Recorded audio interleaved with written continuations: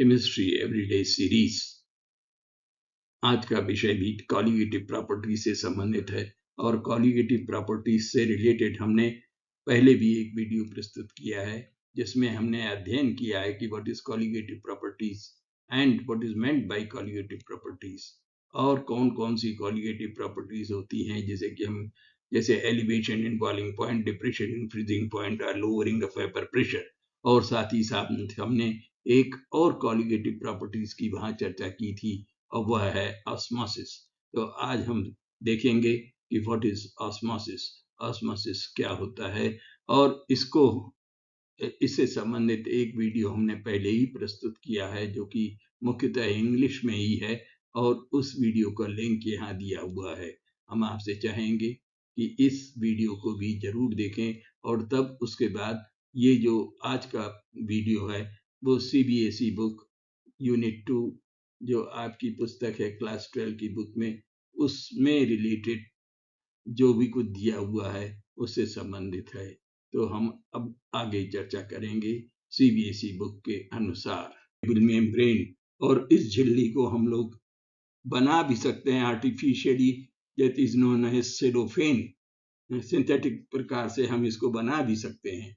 तो ये झिल्ली जो है, अब देखिए यहाँ पर ये उदाहरण दिया हुआ है रामैंगोज वगैरह का, जैसा कि हमने आपको बताया, और यहाँ पर एक चित्र के द्वारा भी ऑस्मोसिस की प्रक्रिया दर्शाई गई है जिसमें कि यहाँ हम देख रहे हैं कि एक बीकर में सॉल्वेंट मॉलिक्यूल्स रखे हुए हैं। मान लीजिए जल को ही हम कंसीडर करें कि ये सॉल्वेंट है और एक उल्टी फनल है।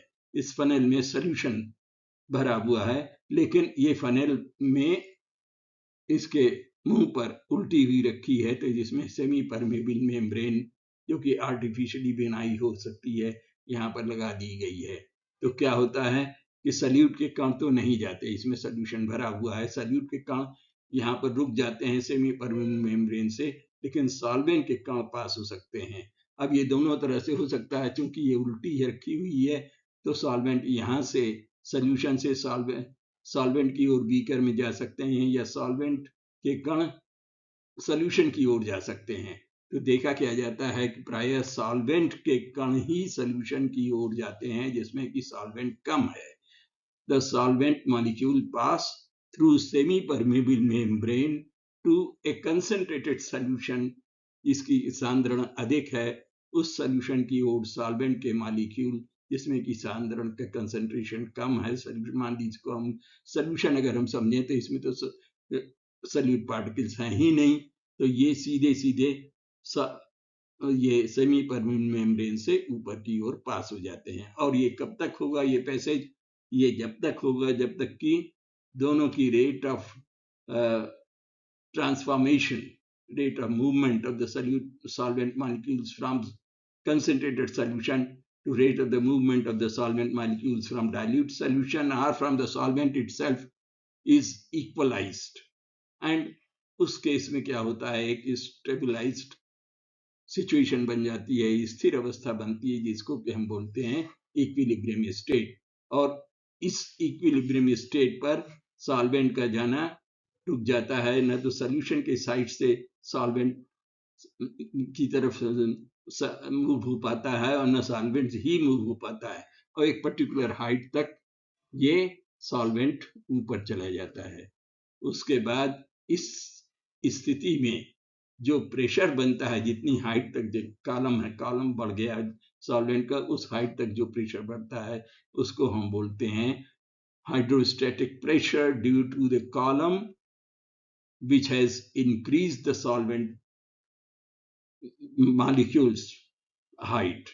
सॉल्यूशन का हाइट जो बढ़ गया है वो सॉल्वेंट मॉलिक्यूल्स के जाने के कारण बढ़ा है और ये हाइट h है। तो एक प्रकार का एक प्रेशर बन गया और उसको हम पाई के द्वारा बताते हैं, which is given in terms of h rho g. h is the height to which the solution side has increased, and rho is the density and d is the gravitational force. तो ध्यान दें, the solvent molecules will flow through the membrane from pure solvent to the solution. This process of flow of solvent is called osmosis. Solvent का कम सांद्रण वाले विलयन से अधिक सांद्रण वाले विलयन की ओर निकलने को या पास होने को या जाने को ही ऑस्मोसिस कहते हैं। ये कणों की संख्या पर आधारित होती है, ये कॉलीगेटिव प्रॉपर्टी है। और ये जो है एक प्रकार की घटना है जो कि सेमी परमेबल मेम्ब्रेन की प्रेजेंस में ही होगा।